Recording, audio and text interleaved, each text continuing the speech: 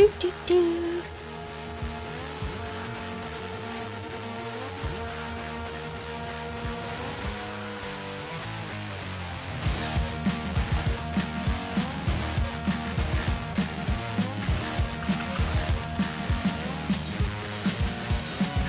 Hey everyone, what's going on? It is Wednesday, so of course you know what you've tuned in for. That's right, Red Hat Drama, Episode 3. The latest in nerd soap operas. New edition coming out. We got this week with special guest stars Oracle and Susie. How's everybody doing? Middle of the week? Getting ready for a show? Get wound up. We're talking about high refresh, ultra wide YOLO Extreme monitors in the pre-show. Yes. Fun and exciting. And I still say the only curved monitor that I'm interested in is I want an ultra wide 13-inch. And until I get that, burning alive. You hate summer. Yeah. It's hot. It's like 31 degrees outside. 'Tis the season, though, right? I'm gonna stay indoors. We were talking about that during Truckmania. It's like, I'm making stew, and Turbo's like, it's too warm for stew. And I'm like, it's cold in my house. Yeah. It's cold in my house, and I have on I don't have on sweatpants. What do you call them? Track pants? You know, the Adidas. Those things. Yes.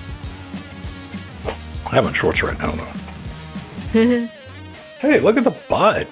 Butt's on the business. Finally fast. Huh. Oh, I gotta check. Did my tweet go out? I'm having I issues have with that. No idea. Let me look. So this is some interesting thing. If you are on with the Mastodons, right? People might have heard about Mastodon. I saw that this month. Yep, They've jumped up to back again to over 2 million active users on the Mastodons. Yay!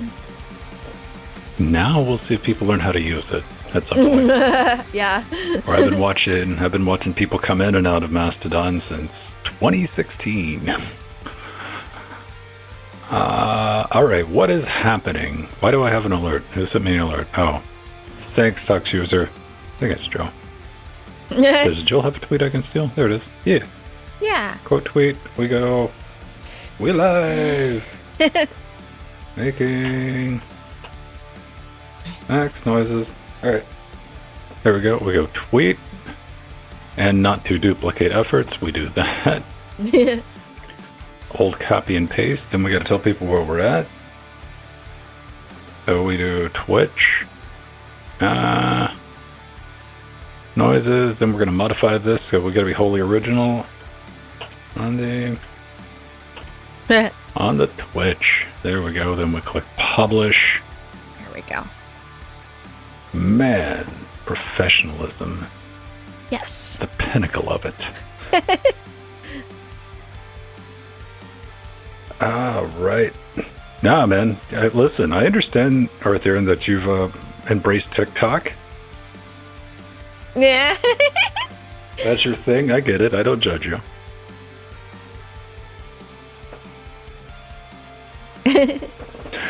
Oh, man. Just go where the people's at. Like, critical mass. Jill's going to be talking about threads, so spoilers. No spoilers ahead.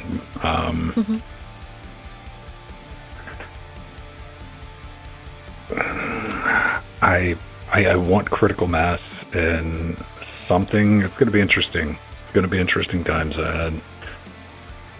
But I'm still waiting for like the thing that I see that I'm like, oh, that's cool. And I haven't seen that yet. It hasn't come out. Yeah. Like Mastodon's neat. I think Mastodon's one of those things that's just always going to be around. But Mastodon's not a social network. Mastodon is the tools for people to create a social network and community. Yeah. And people don't know how to make communities. Yeah. let alone the Fediverse Unity. Fediverse. Stuff that I don't know. I don't know. I've been trying to put a little bit of extra love and attention into the Mastodons, but it's where for my news is at. Like most of my stuff, I get email alerts because most of the stuff I follow for the shows. My life hack is GitHub notifications.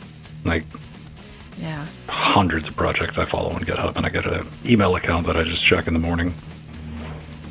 And I look and I say, hey, what's new? What's going on? And I can check that. Google News is always fun because there's a story about valves instead of valve. Yeah. I saw that too. We get those occasionally. Yeah. Which is hilarious. The latest news on valves. Like, all right, neat. All right, learn something new. Yeah. I clicked on it and like, what's this? Oh, not games. Just good old news about valves. I haven't used it. Man, you know what? I never really got into using RSS feed readers.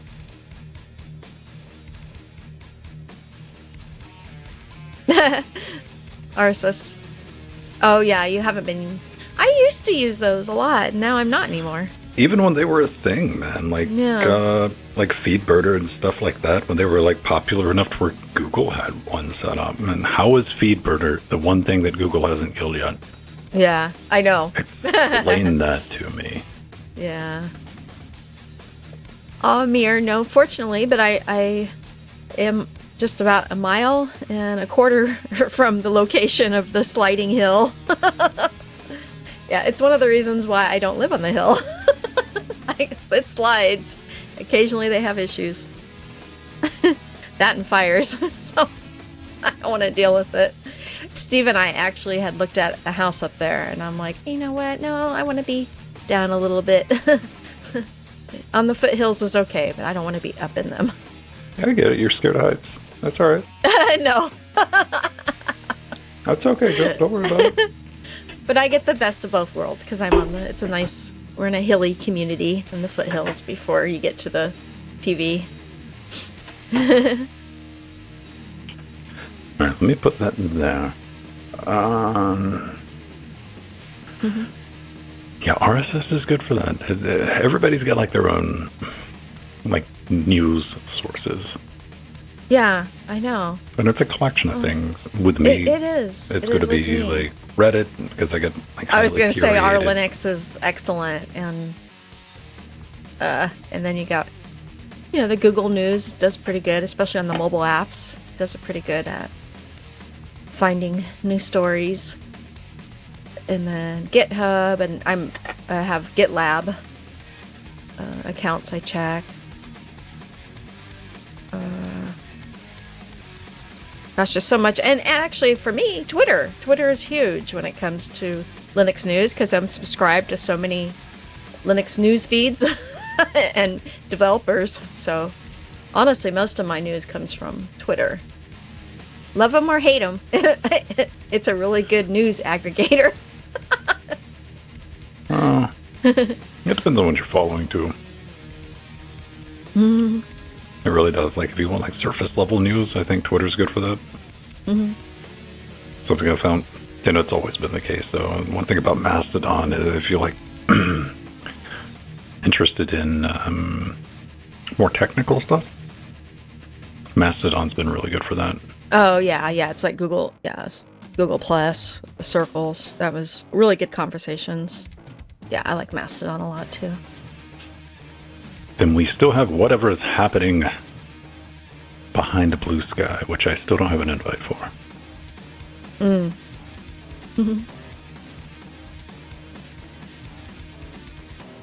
Oh yeah, wait a minute. I I signed up to that too. I don't have an invite.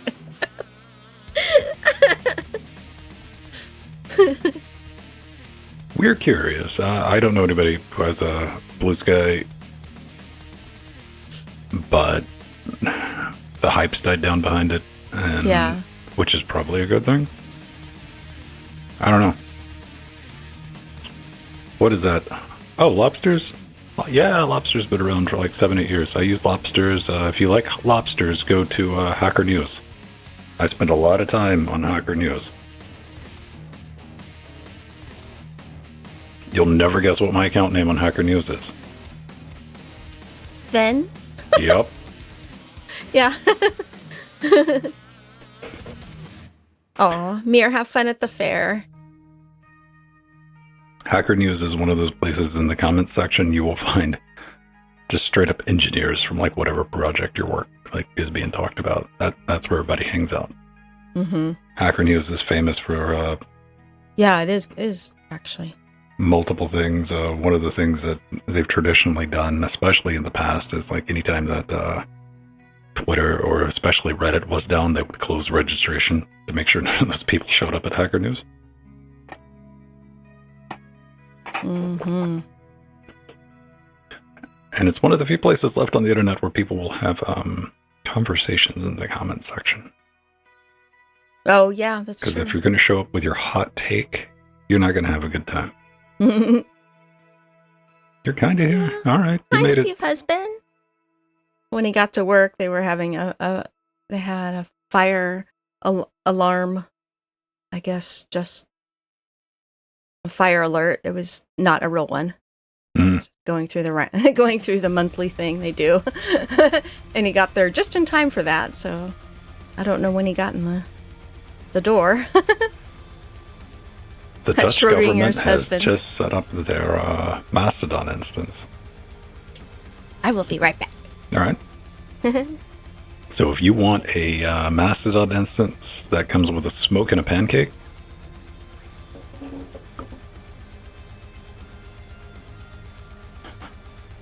I can kind of read Dutch, but it's so... That's such a weird one. All right, let's get off that page before my brain explodes. What else do we have going on this week?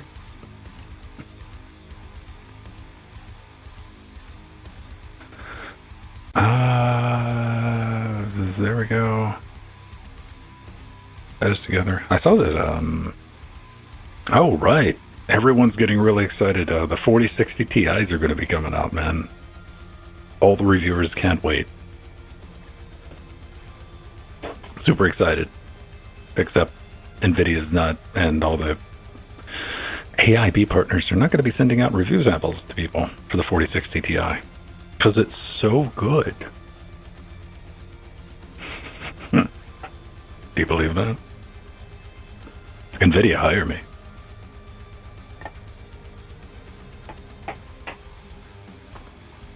A 16... What is it, 16 gig? Yeah, 16 gig 4060 Ti's. Man.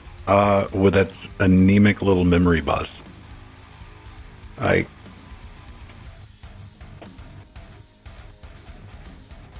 What's the point? What's the point?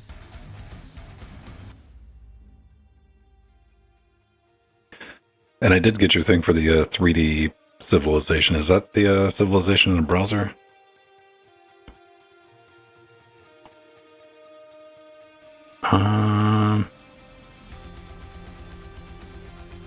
Yeah.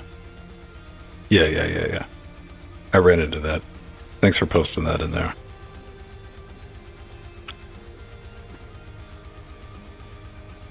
And I think everything else is relatively straightforward.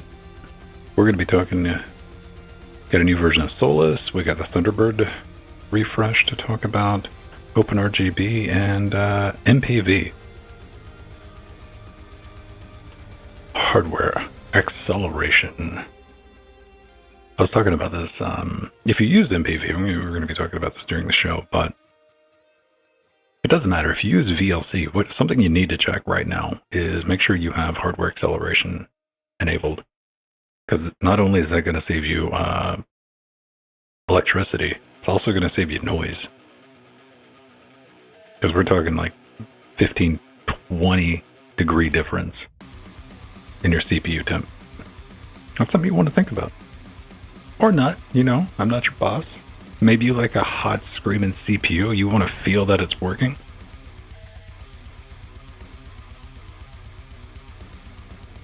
Then again, maybe you don't.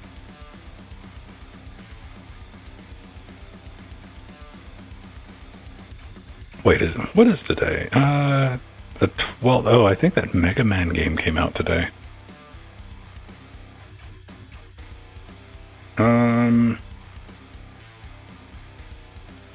Let's go to the About page. This is how, okay, here, I'll let you a little behind the scenes. This is how I find my Steam account. I go to the About section. And I click on my Steam account. Because I never remember if it's Vin or Linux Gamecast or whatever. Is it in my wish list? How do I get to my wish list from here? I figured this out one time. I are smart. Games? I'm not logged in.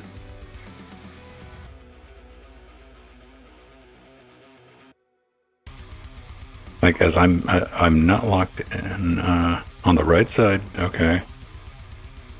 I'm on the right side. It's like I'm hanging out over here. Support, about, store. In the profile under...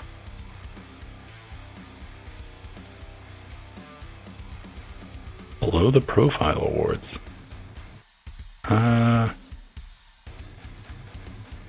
Reviews, screenshots, inventory, groups, games.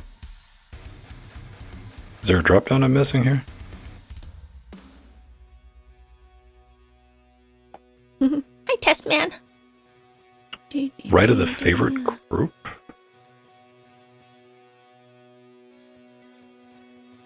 To the right of the favorite group. Oh, Beastie. I've bought a ton of stuff. Wish list. This. The left? This right? The one on the left? Okay. Thank you. Okay. Do I have Okay, so this is coming out tomorrow? Yeah. Oh, nice. This is, I played the demo during, you can get the demo right now. Yeah. It's going to be available on Linux. Imagine Mega Man, but more punchy. And the demo is so legit on this. So if you're a fan of, like NES and SNES Mega Man, and maybe like kind of with a beat 'em up feel, this is going to be an interesting one. I suggest go and grab the demo and give it a look, give it a play. Yeah, I need to play that one. That one looks neat. And yeah, that's where Steven is going on Sunday. He's going to see the Sparks, and They Might Be Giants are playing as well. But he's mostly going to see the Sparks, the Hollywood Bowl, and I'm going to be at Disneyland. So he's going there, and I'm going to Disneyland. Steve gets go to stay out of the mosh pit, Steve. Yeah. Yeah, he's got a good seat too.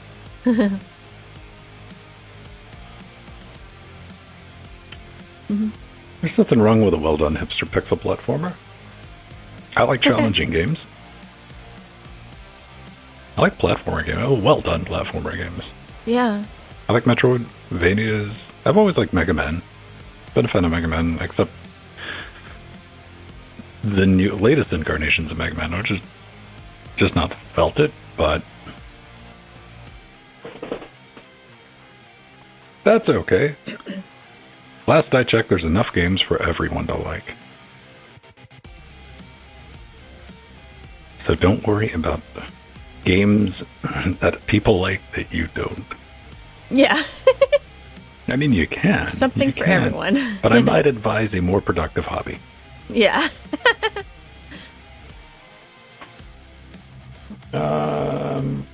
Yep. Okay, so that's locked. And I think everything else is good to go. We can get underway. Okay. Got plenty of drink.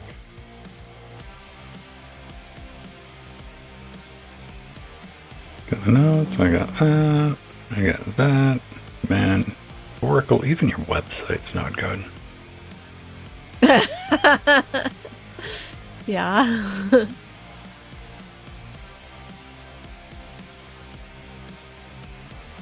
Steve, I want a picture of you in the respirator. That is all.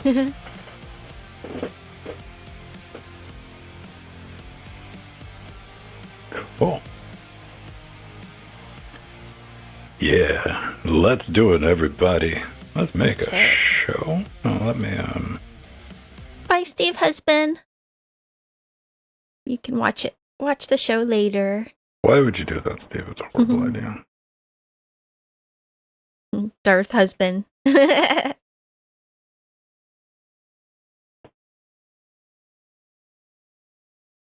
recording is going. Let me double check that. And hey, all right, we're recording. Good.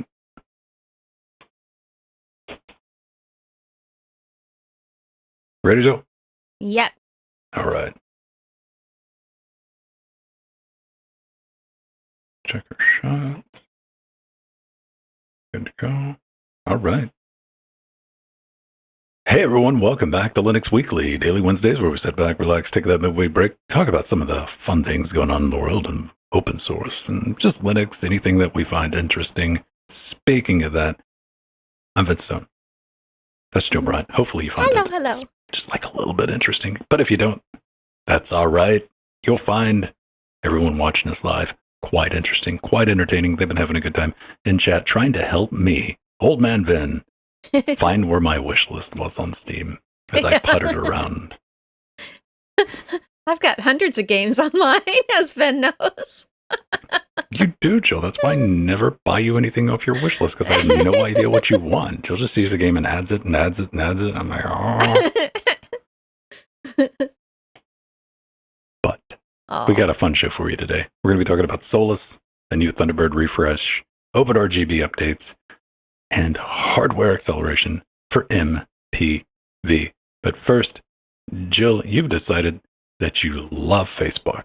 Oh, yeah. So I installed Mark Zuckerberg's Threads app and have been using it. And honestly, I am quite impressed. I installed it Thursday morning, but I've just recently read it has over 100 million downloads. That's pretty insane. And yes, it is a lot like Twitter, but it's still not complete yet, but honestly has so much potential. And it was nice that, I thought it was really nice that it brought my profile and followers in from Instagram. That was a nice touch, so I didn't have to go and make a new profile and add followers. That was really smart and really convenient.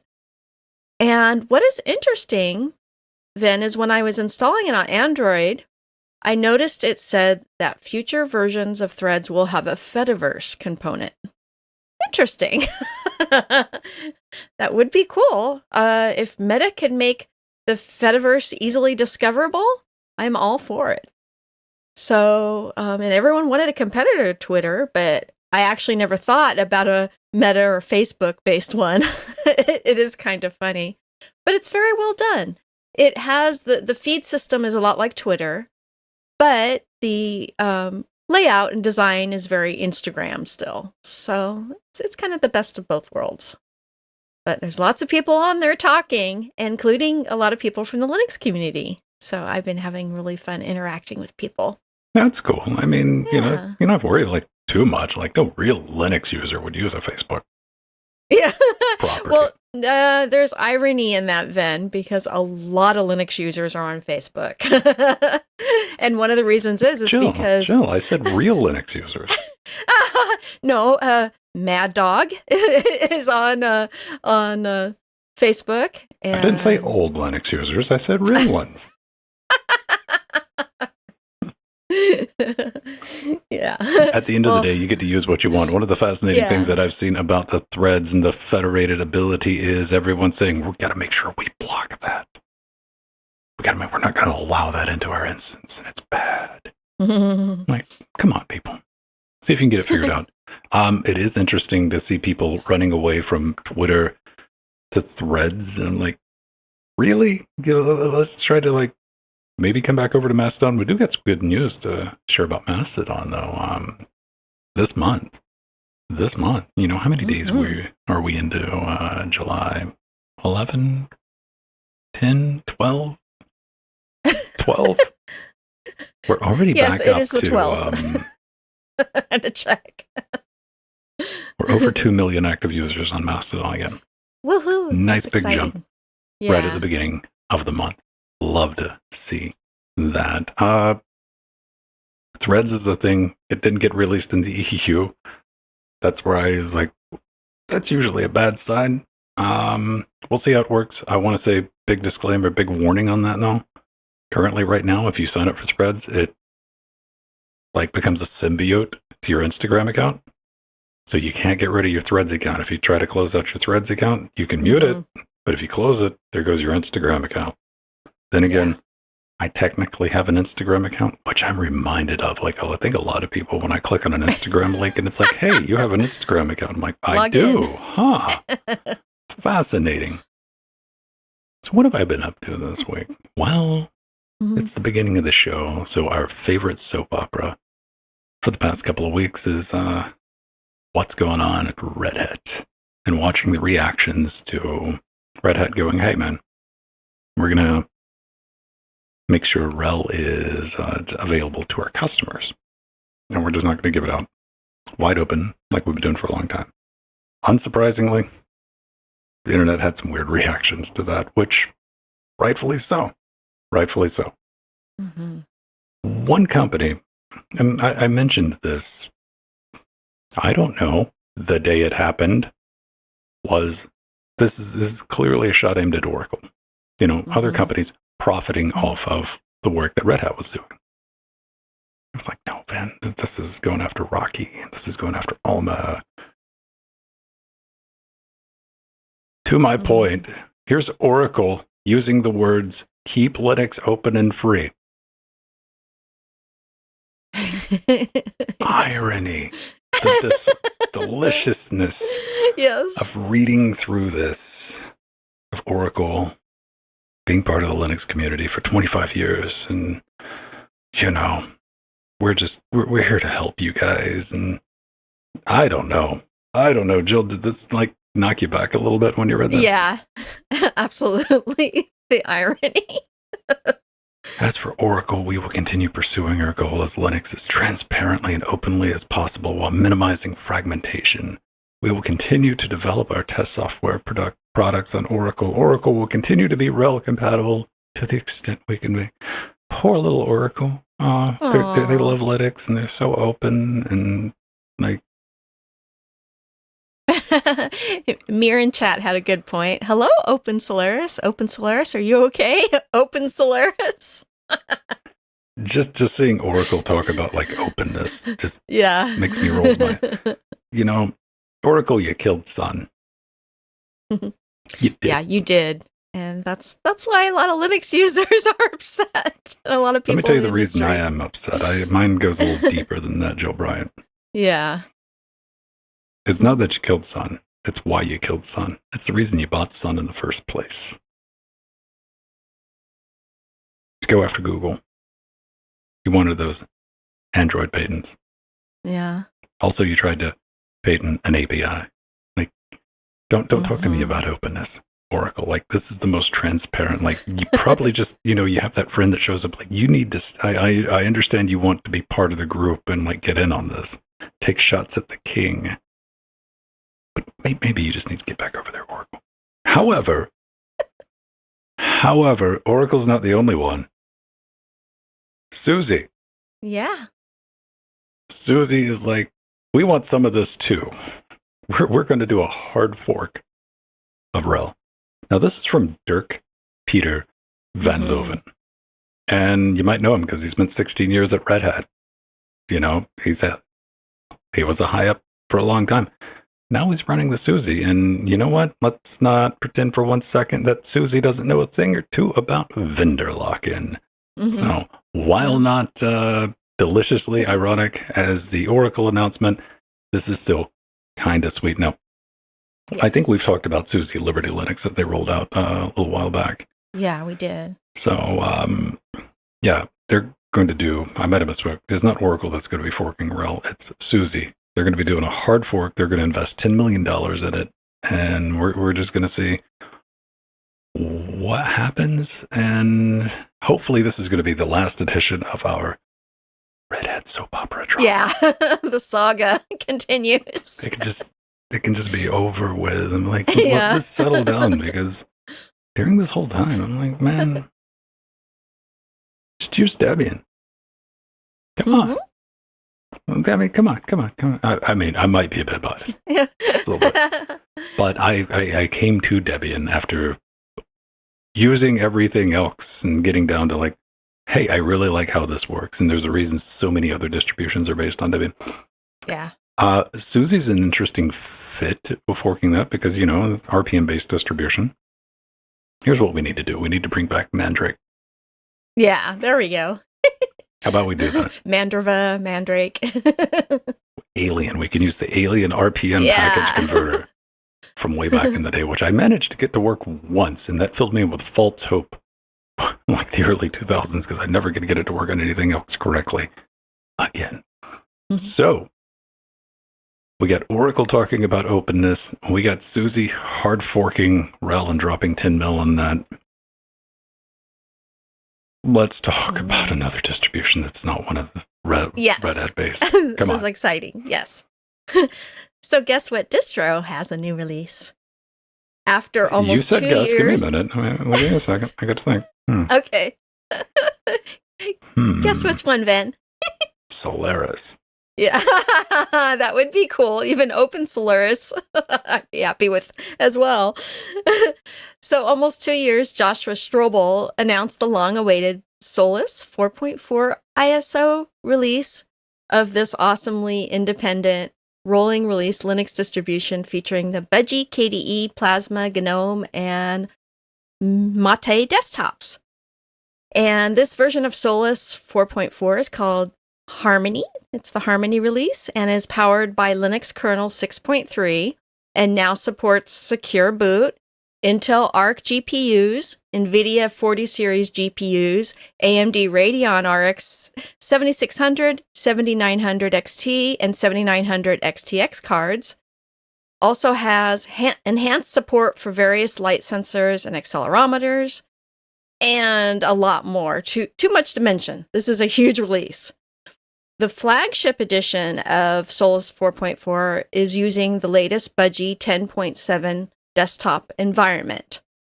So, which is no surprise because the lead developer of the Budgie desktop is Joshua Strobel, who released this version of Solus.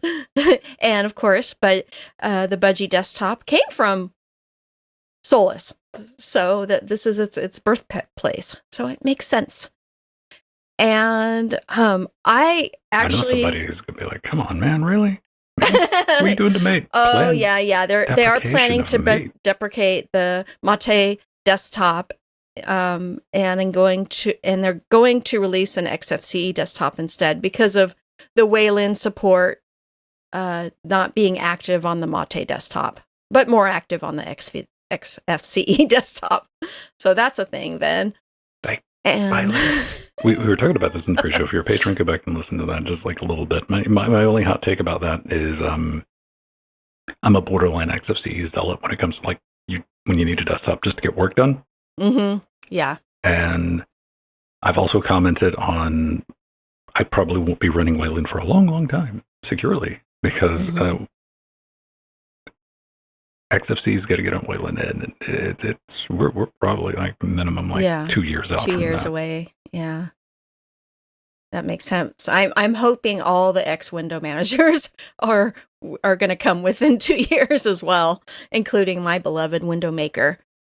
But one of the things I did with Solus Budgie is, of course, I downloaded it and installed it, and I was very impressed with how fast the installation is and how well designed and easy to navigate the installer is.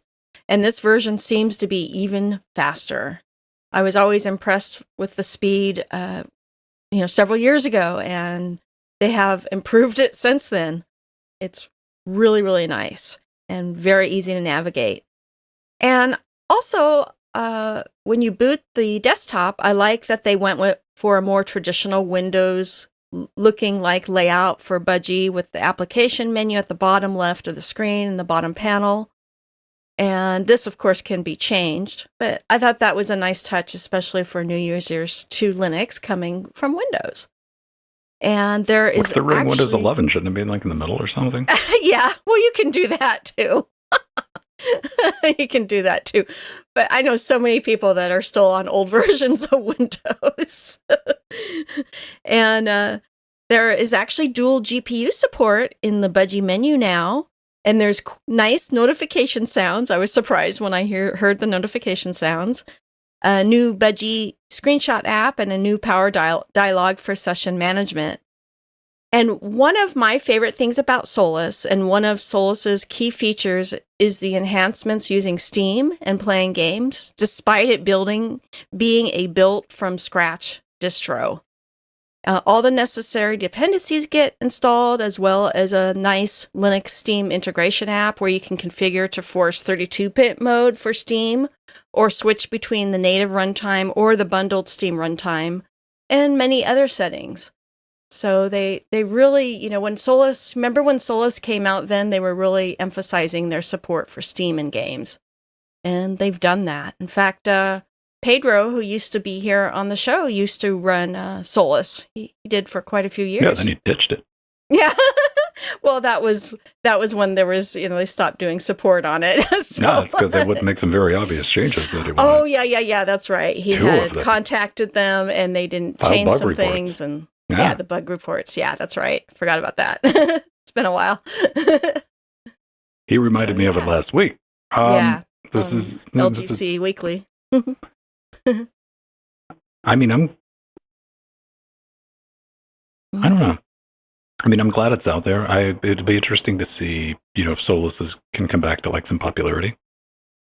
Yeah. That's for a minute there. It had a bunch of goodwill and like a bunch of people were interested and they were playing around with it. And then it just disappeared. Like, yeah. So good work, everybody on the Solus team. Keep it up. Have a great distribution. Awesome and release.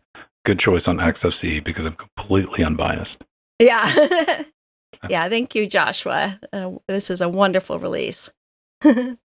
Thunderbird. That's right. The drink of champions, the car of the questionables. Supernova release. Look at it. Yeah, there's a lot of GUI panels there, Ben. That looks like regular Thunderbird, though. No, it does, actually. They did a good job, I think. Nobody has a problem with that, because that's not what it looks like anymore, Jill. No, I know that's the old one. I forget because I'm still running an older version. Prepare yourselves, video watchers. Here it comes. Here's the big reveal. There it is. There's the new one. Yeah. Meet Supernova, our latest, fastest, most beautiful Thunderbird yet. That is designed to maximize your freedoms. That's what I look for in my email client. Freedom maximization. It's here. You can play around with it. A bunch of things to play around. And you might remember, if you've been listening to this show, I said months and months and months and months and months ago. I did. I said, there's going to be an upcoming UI change that is going to blow you away for good or for ill. And here it is. Beautiful iconography. Easy density controls. Intuitive app menus? How much would you pay? Nothing, because it's open source. That's right. New and sortable folder modes, eye-catching tag. Oh man, nothing wrong with some sexy tags. Modernized card view. Improved address book. Expanded accessibility. Good to see. Improved calendar design. All of this is there, and there's more to come. There's more to come. Yeah. Plenty of new goodies to run out and go play with if you're a fan of Thunderbird. And I looked around. There still doesn't really seem to be an option for threaded emails. No. That view would be kind of interesting. And I do see that the search bar is like front and center in this, right? Yeah. And we look at that. And like, here it is. It's right up there at the top. I do have the one question here. Have you improved search?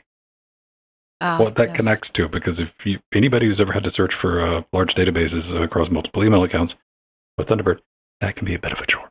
So hopefully some work is planned or has been done on the back end of that search bar that is quite front and center to clean some of that up. it looks functional-ish. Like I don't immediately, my first instinct is like, it looks like a web-based email client. If somebody had showed me that and they'd filed off the Thunderbird, I was like, is that Electron? For good or for bad. But then again, let's be perfectly clear. I don't think the old Thunderbird looked dated. Yeah. I don't. It was functional. That's what it says in the show notes. It does look absolutely functional because I use email for work. I don't use email for anything. I don't use calendars or tags. And like I got my own system that has been working with this Outlookish type setup for the history of Thunderbird. Now, I don't know. Like, I'm going to try it. I've moved to Claws. I made that move months and months ago because I'm like, I just need an email client. I don't need calendars or anything else. I need email. Yeah, just email. Yeah, I tried Evolution. Like, everything's got like some weird stuff going on. Still keep Thunderbird around. Always pop in. Like, hey, what's going on with this? And I'm going to do the same for this. But yeah, if you're just looking for like straight up, just old school email, go check out Claws. People don't talk about that. Now, they didn't exactly get everything in their roadmap. Something that I saw, they keep a roadmap over at developer.thunderbird.net. I was like, didn't they have some other ideas? Because, they posted on the roadmap, like maybe some extra things we're planning on adding. And so often it's the case, a lot of stuff from the initial proposal doesn't make it into the first version of the product. They're still working on it. It's coming down the road. Mm-hmm. Yeah. But they went back and deleted it from their roadmap. That's what I found when I checked 2 days ago. You did? Yeah. Because I put it in the notes. Now, if you go back to webarchive.org, you can see some of the other stuff what it originally looked like. Firefox Sync, and, they got the Unified toolbar, the app menu thing. I like an idea of, like, maybe they're still planning, maybe they're still working on a lot of this stuff, and they got conversational views and things like this. Don't go back and remove this stuff, Don't Streisand effect these things. These are good to know people are working on, Mm-hmm. That's all I'm going to be saying about that. For me, desktop email on Linux, Windows, Mac, whatever, it's not necessarily a growth market. Like, it's always going to have a set amount of people, and most people use web-based email. Yeah. To which, the closer you get to like web-based email, I'm like, why don't you just use web-based email? Mm-hmm. Yeah. I like Thunderbird. Yeah. I've been a fan of Thunderbird. They're making moves in the right direction. I'm going to install this. And the one thing, if they get this right, because I've been like, please fix this. Not for me, but for other users for at least 6 or 7 years, is high DPI support, making that work correctly. Yeah, absolutely. That's been a problem. It requires going in and editing a config, which I don't like. Like, that's a bad experience, especially on Linux. Like, maybe that's sorted now. And it scales appropriately, especially if you have a high DPI display or 4K, consumer, not 4K, but consumer 4K, 2160p. That also happens to be, 40 inches. So you're not running, 1.2 or 2x scaling, which, if you're familiar with the Steam client, which is laughable when it turns into like big jumbo Tonka mode, because I know. It assumes like you're on a 4K laptop, right? Like 13 inches. Like, no, I'm on a 42, 43 inch monitor here. It looks silly. I want my desktop real estate back. That might be a hard nut to crack. Joe, you got some thoughts on it too, though. Yeah. Well, in the last release, they did do a lot of improvements with the, the scaling, especially with the fonts. So that was a thing. And I'm kind of looking forward to playing with this new version. Every time there's a new version, I do, install it. Like the last major release, I have installed on several systems and like it. And with this coming release, I actually like the organization for the sortable folders modes that's available in the folder pane. So this allows you to easily move folders up and down or turn them off to hide them or on to show them. And I actually find myself doing this quite a bit in Gmail because have so many categories of emails, like literally like 50 different categories of emails. Although Gmail actually calls the collections labels instead of folders, but it's essentially, the almost the same thing. So, and the Gmail one is also on the left-hand panel. But I think it's cool that they added the tags view in the folder pane. That's nice and handy. I actually need to start utilizing tags more in Thunderbird. So I think that's a nice feature. So I'm looking forward to it. All the changes. They got a big job ahead of them. They're dealing with a 20-plus-year-old code base that they're rewriting. So that's right. Be easy on them. This is not a consumer product. They're doing what they can with the resources that are available. If you use Thunderbird, try it out. Send in some feedback. Let them know what you think. And that's good. That's good. Who knows? I'm going to try this out. Also, be very careful when you jump into Thunderbird betas. Oh, yeah. Yeah. You need to be very careful when you jump into betas, or at least duplicate your mail folder. Call it like Thunderbird 2, because sometimes it will update things to when you try to switch back, it goes, nope, this is no longer compatible. Be careful. That's personal experience. Now, OpenRGB's got a new version out, and you know what? Yeah. My favorite thing about OpenRGB, because when you go to their GitLab instance, they got screenshots. And if I'm going to give people, sure do. If I'm giving you a hard time for not having screenshots, I'm going to remind you that you're doing a great job by putting them on your page. Yeah, absolutely. So yes, OpenRGB 0.9 is out and has lots of awesome software updates and supported hardware to make all your devices on Linux enjoy Rainbow Vomit. I can tell you exactly what I'm going to do. If I had this open, let's just say I'm looking at this, and this is insane, right? It's got a couple of sticks of RAM. It's got the motherboard, a GPU, a couple of fans, a keyboard, two keyboards, maybe a mouse and Fireflies, whatever this stuff is. I'm going to log in. I'm going to spin this little circle here on the right a couple of times and make it have a couple of seizures, and then I'll never touch it again. There you go. Oh, okay. Whereas I actually use this. I have it installed on my Pop! OS HP Omen rig, and OpenRGB works with the HP Omen settings from HP. So, and all the color settings, and that makes me happy. So something new that has come to OpenRGB is segment control. So segments support allows you to split up addressable LED zones into multiple segments that can be handled independently. And this actually fine-grained control is something that has been missing from OpenRGB, but has been available on the Windows proprietary RGB apps for quite some time. So I'm happy to have this feature and have more control over our Rainbow Vomit and Unicorn Vomit colors. And this is also useful to divide up daisy-chained ARGB devices like fans and strips connected to the same header.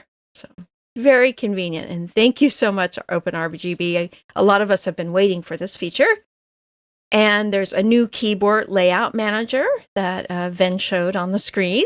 That's very colorful and pretty. And you can, set up your keyboard to each key on the keyboard to do different colors. And there's support for the JSOC's Steam Deck dock, which now has RGB. So they did that really quickly. Awesome to support Linux devices there. OpenRGB. They did the support very quickly.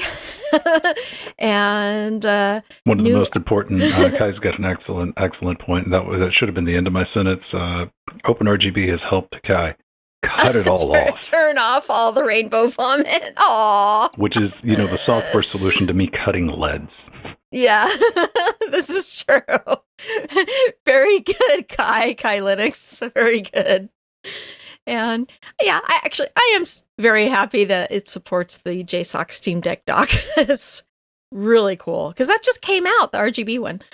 So there's new RGB support for additional GPUs, which were added to existing GPU controllers, such as for ASUS, EVGA, Gigabyte, MSI, NVIDIA, Palette, and PNY. And it now has Cherry keyboard support.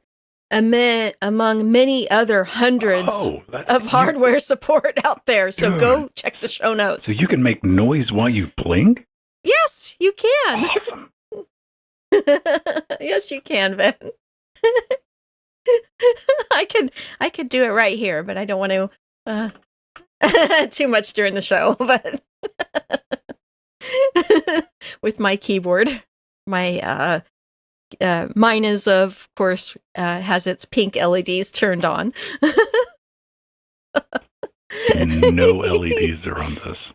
None. Yes. Not even power. Yes, Ven likes the minimal keyboard. Oh, I like the silent ergonomic keyboard. Yeah, he doesn't even use the fancy new keyboards at all. No mechanical for Ven. No, there's no advantage to a mechanical keyboard other than you like the sound of noise. Well, I like the feel of them because of the old IBM, keyboard days. So. Yeah, it's all about likes and feels. Like there's no. Yeah. It's like I just like it. Clack, clack, clack, clack, clack. And you know what? That's cool. That's fine. However, you know what?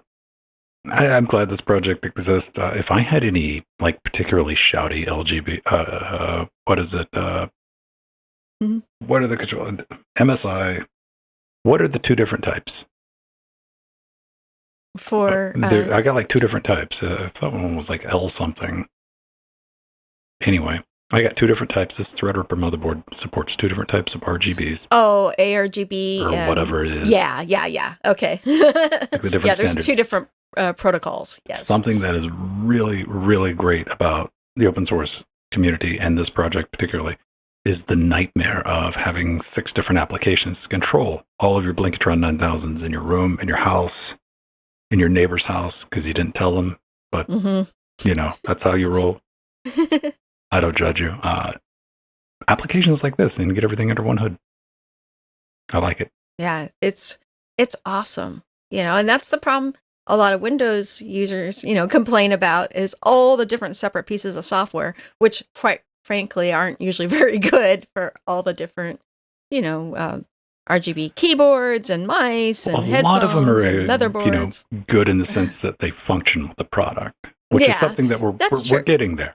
Yeah, we're getting there. Like, don't oversell stuff, kids. You do more damage by pretending no, this open source application's perfect. Everything works great. Then the person goes and downloads and uses it, and everything doesn't work great. Yeah, then that leaves them with a bad taste for your open source project. So cheerleading is very damaging.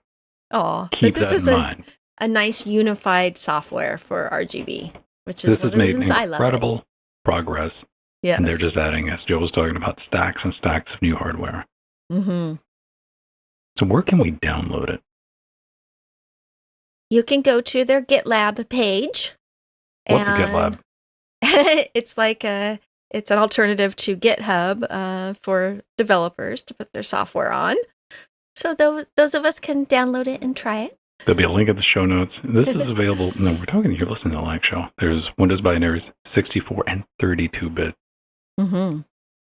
32 and just is awesome. Regular. It comes as an app image, so you don't have to worry about installing anything. If you're new to Linux and your skill set's double-clicking on things very goodly, there's an app image.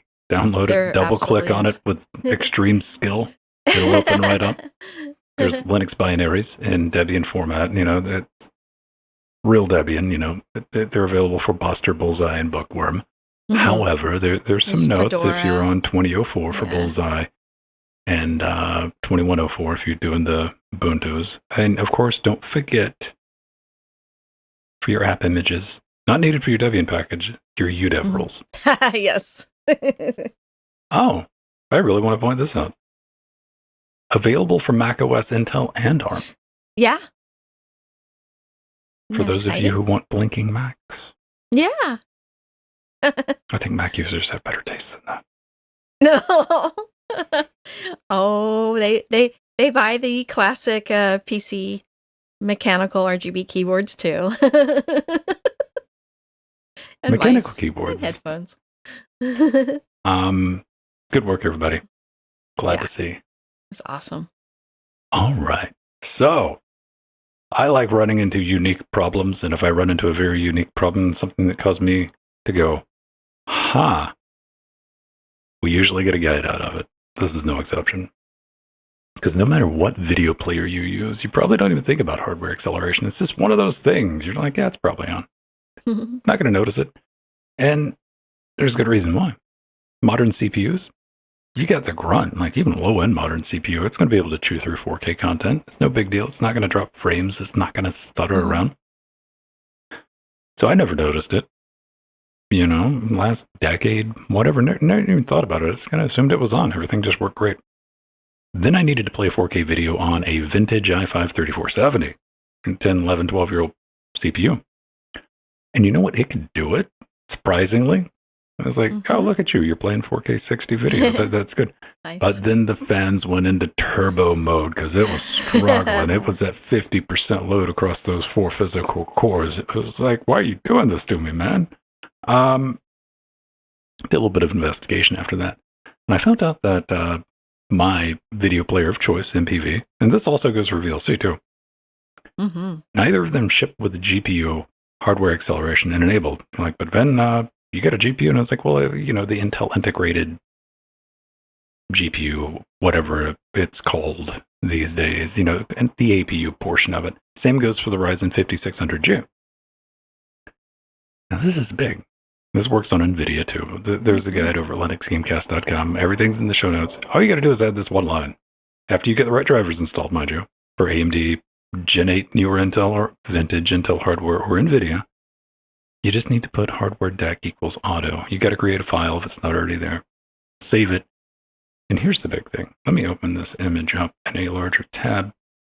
What we're seeing on the screen, the top one, this is the 5600G that Jill's on right now. So if I'm running on the CPU, we are going to be using, can I zoom and enhance and cheat with this? Let me see. Maybe. Can I get down here? 4.3. You can almost see it. Where do we have our cam hole? Boop. Hey, look at that. So we're at 42 degrees C, 7% load. And again, we're playing 4K 60 content. And when we switch that over and we're like, hey man, use a little APU that's sitting right there. It's like, okay. Same amount of time in the video too. I'm not messing around with numbers here. 28C, 2%. Nice. So what you got to think about? If you're adding that one little line, it's going to drop your CPU usage. Now, this is just for the, modernish, you consider 5600G reasonably modern. But when you do this on the Intel system, you're going from, I don't know, what was it, 30%, 36% load, and all the way down to like 2 to 3. Yeah, it's amazing. You got to do this.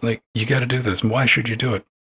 You don't care. You got the latest and greatest. You got a brand new, whatever, insert current year here CPU. Power and heat. Power and heat. It requires more power. When it's doing everything on the CPU, it's going to generate more heat. What is it? Yeah. Generating more heat generates more noise. Yeah, generates more noise and hardware throttling. That's CPU's having to work a lot harder. Yeah. You're making, even though you're like, man, I got like 24 cores. I was like, yeah, but you're still chewing up a lot of juice and you're still increasing the heat. And it's the summertime. You want to cut that down. But I'm also thinking about your home theater PCs. A situation where you're going to be using not the latest and greatest hardware. Mm-hmm. Maybe you're using MPV, maybe you're using VLC or something of the like. This is where you need to make sure it's enabled because it's not enabled by default. I saw somebody, we get these comments. So if you post a comment on YouTube, right, then you go, oopsie, and you delete it. It still shows up in notifications, by the way. I don't put names next, I was like, oh, maybe you misspoke.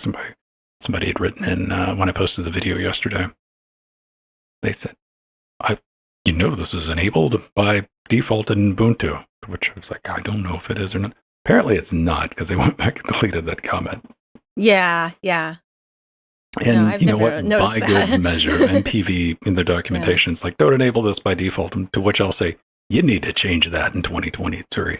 like this should be, and it should be in VLC as well. Yeah. You know, I remember enabling VDAPU, VDP. What is it? What was it called back in the day? For NVIDIA. Oh yeah. It's VDAPU or VDPAU? APU. Yeah. Yeah. Video appy. Video appy. VDPAU. Thank you, Katana Steel. Yeah. Coming in. When that first got introduced into M-Player, I remember, you know, like 2007, 2008, somewhere in there. Oh, VDPA. VDPAU. VDPAU. Katana Steel's got it in the chat. He had it a minute ago. Yeah.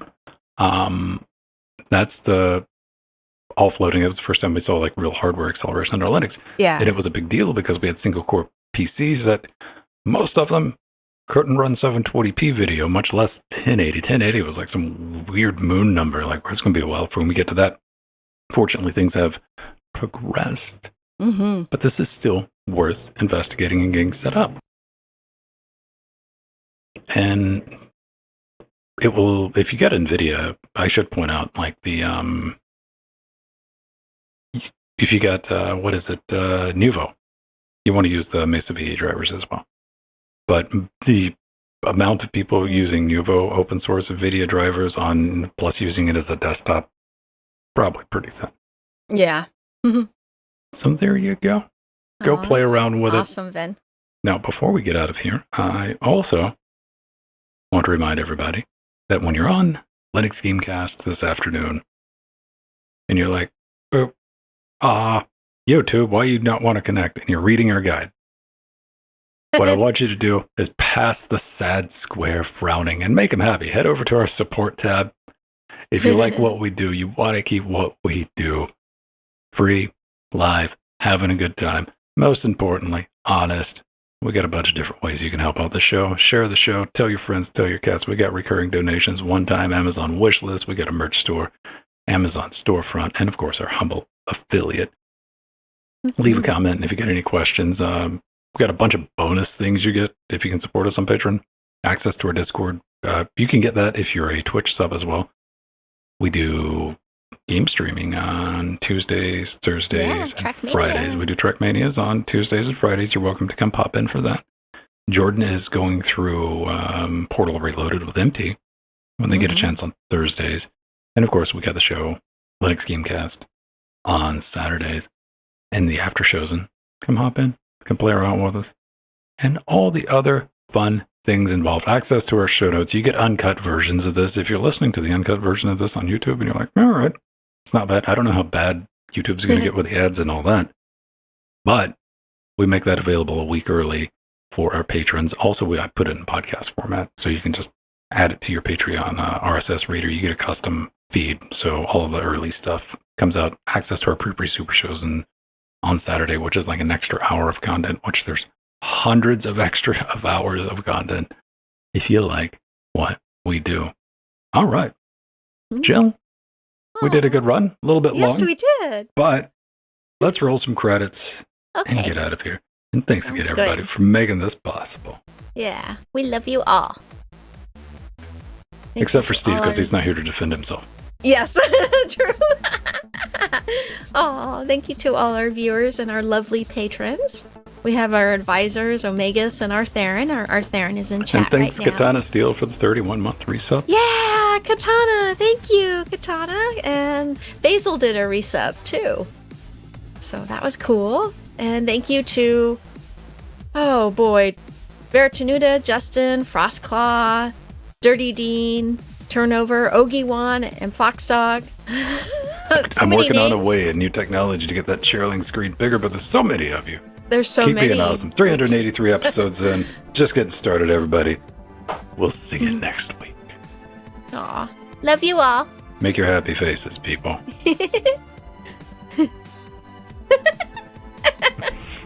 I'll just put you upside down.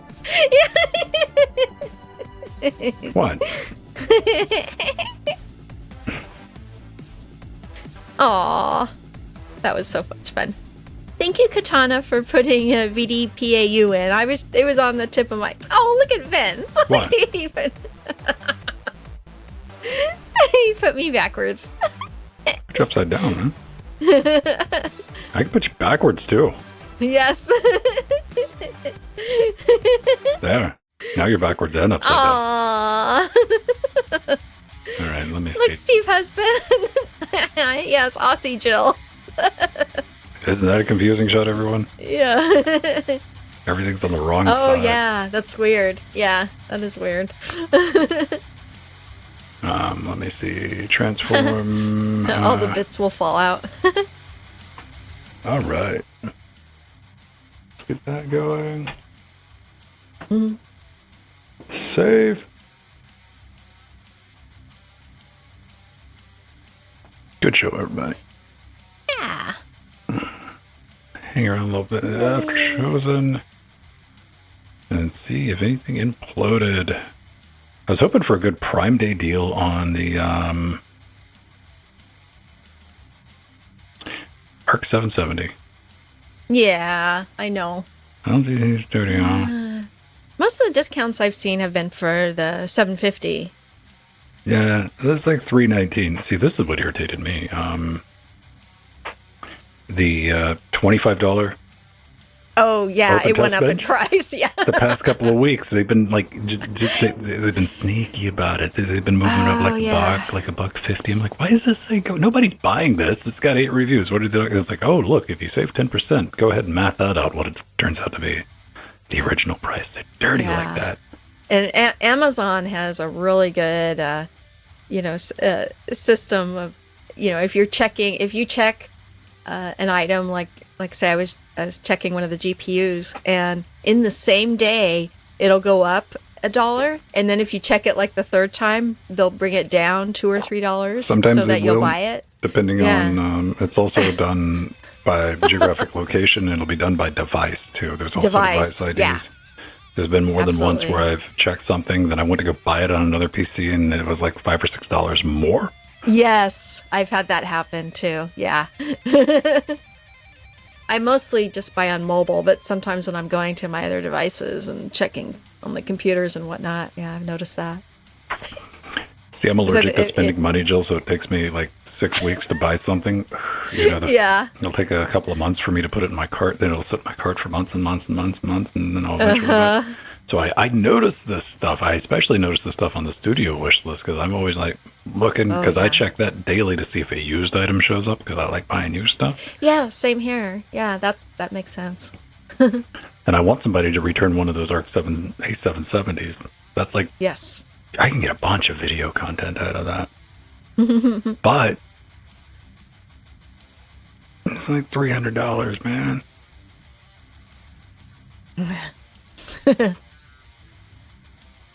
Yeah, Amazon's gonna Amazon. That's how Amazon rolls.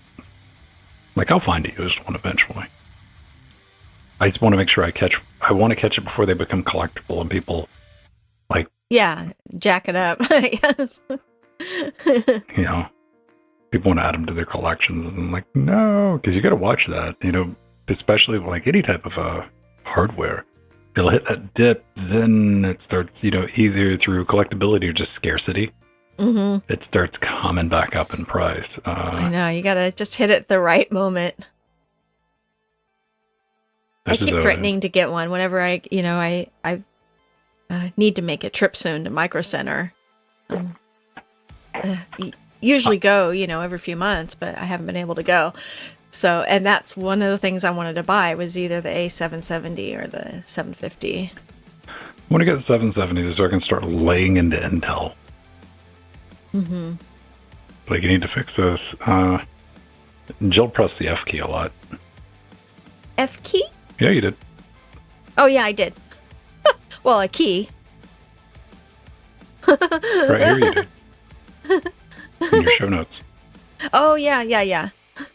Okay. It says Joshua Strobel announced. Oh, that was when I was playing with the keyboard. Yeah, sorry about that. I clicked away from the window, but it's still pronounced. There we go. That's like when somebody accidentally posts that. You're like, quit playing video games.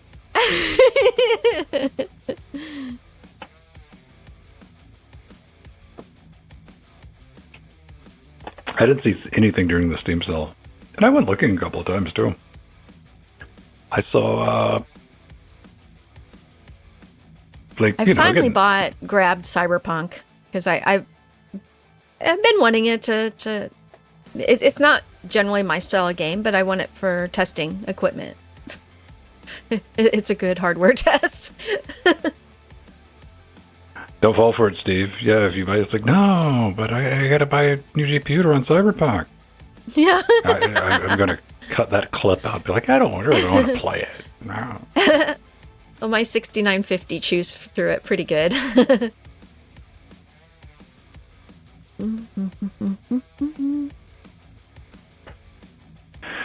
Yeah, I mean, I can run Cyberpunk at even with a 3060 at 4K with a DLSS.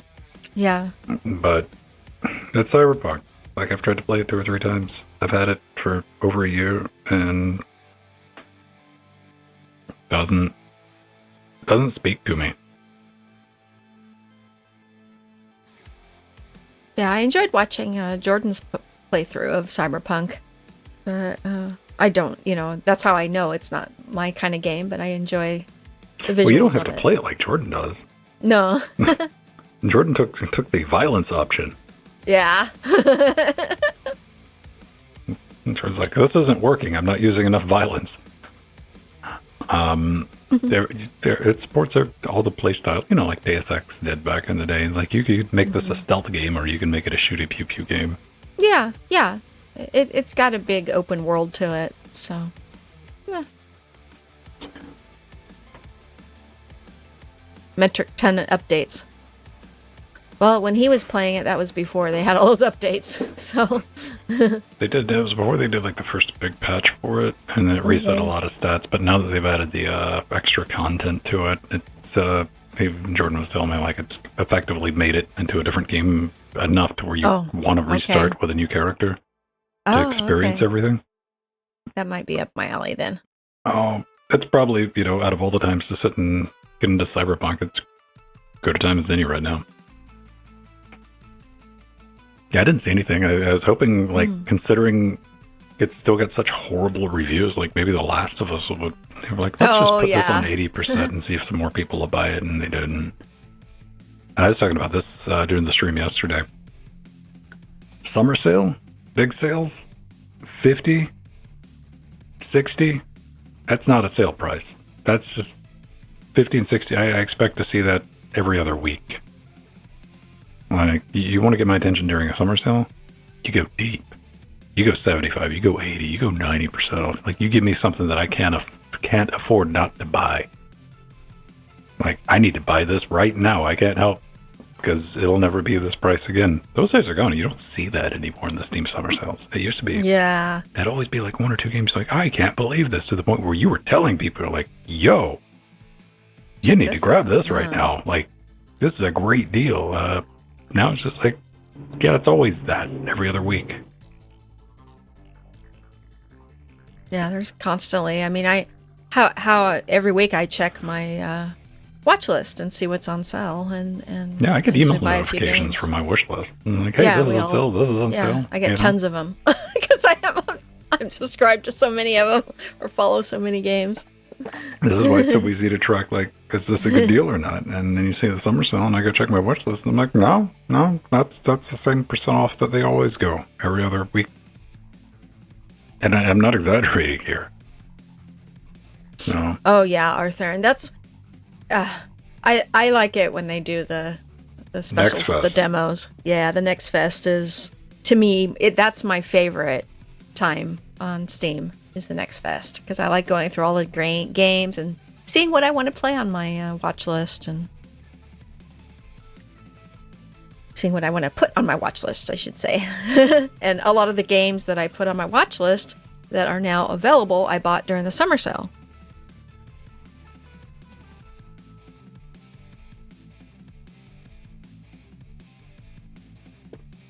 Bringing back demos is a good thing for everybody. It gives you some idea of how the game's going to run on your PC. Yeah. It's very, very important, because there is no requirements for listing system requirements from publishers or developers. It's guesstimates. I'm like, yeah, it seems to run pretty good on that. Do you own that PC? Nope. Like, okay, we'll find out. On Guard. Was that the, like, cartoony, swashbuckly thing?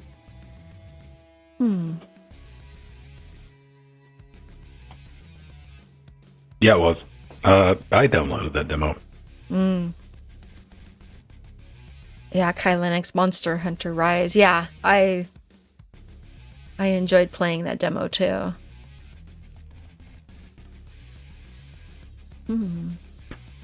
I mean, this looked interesting. The performance was just like really poor out of the box. Sluggish, huh?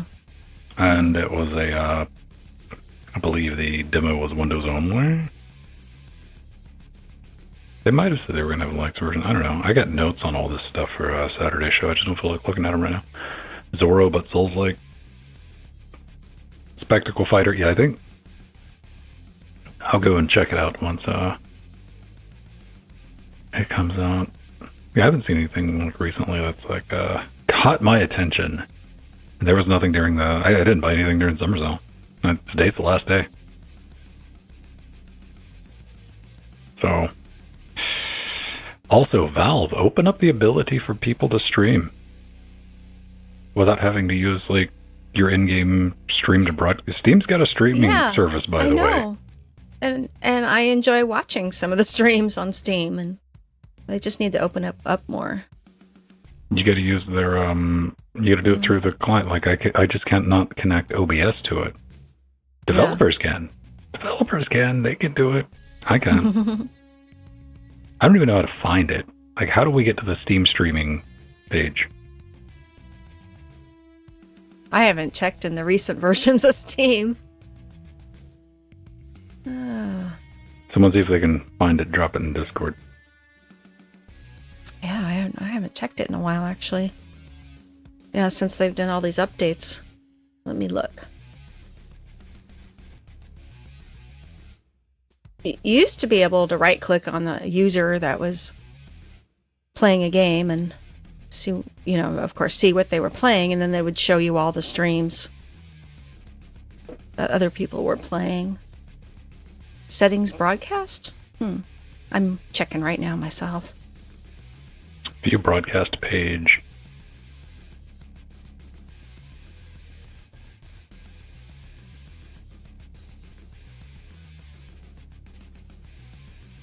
I don't want to open Steam while I have OBS running because it gives it a seizure until it's done opening. Was there ever it might have only been available in Steam, a web-based view for everyone who was streaming? See, I thought at one time it did allow you to just go to a web page, because like there. Well, I don't remember if it was a web page. It might have been inside of Steam, but there was a page where you could just see everybody who was playing games. Yeah, that existed. That's what I'm remembering. Yeah.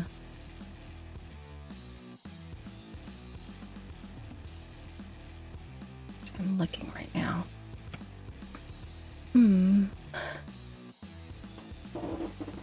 Broadcast.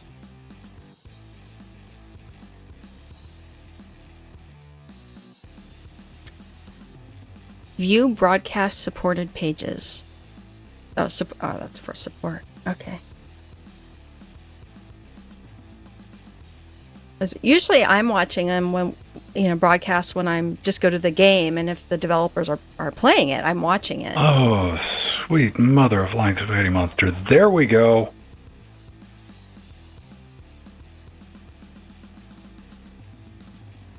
Valve, fix this.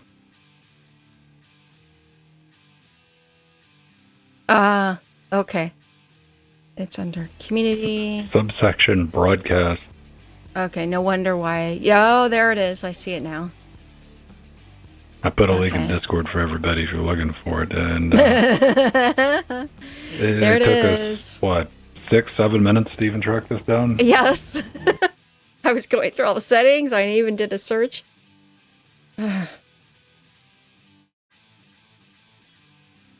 it's a bit buried. It's one of those things. It's like, hey, Valve, do you know you have this service? And they're like, what? Wait, we do? Huh? Interesting. Yeah, I wouldn't be against like streaming stuff directly on Steam, but like again, who's gonna find you? Who's gonna find you? Think about what we just had to do. No one. There's forget like discoverability. Like, oh, people are not gonna see my stream. People don't even know this exists. Yeah. Like we knew it exists. Because I've been using Steam. Then we're trying to find it.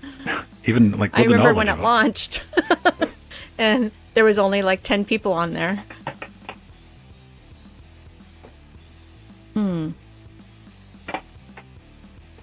That needs some work.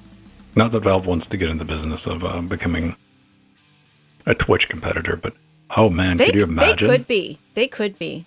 I mean, if Valve just took like their excellent business practices, not their bad ones, but the good ones, and applied it to like, I don't know how they could ever make it profitable though. I don't.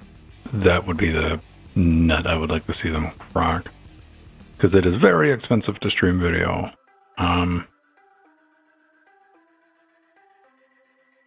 Yeah, maybe they just want to focus, of course, on game storage as opposed to they want to focus on like selling you games, man. That's what. Yeah. Top demos of Steam Next Fest. Yeah, we're gonna be talking about that on Saturday. Clan updates. Nothing crazy going on. Cool, everybody. We get anything else crazy? Anything exciting? Anybody plans for the remainder of this week before we bounce up out of here? Mm-hmm. Yeah, it's very buried, huh, Theron? Anyways, took us a while to find that. Good hunting on that. Mm-hmm. Yeah, the link is in settings, broadcast on the help page, and it's just a random link a quarter of the way down the page to get to it. So, let's see. What do I got? What are we going? Oh, I'm working on, probably have it out Thursday. A little guide for getting the Hollow Knight Pale Court up and running on Linux.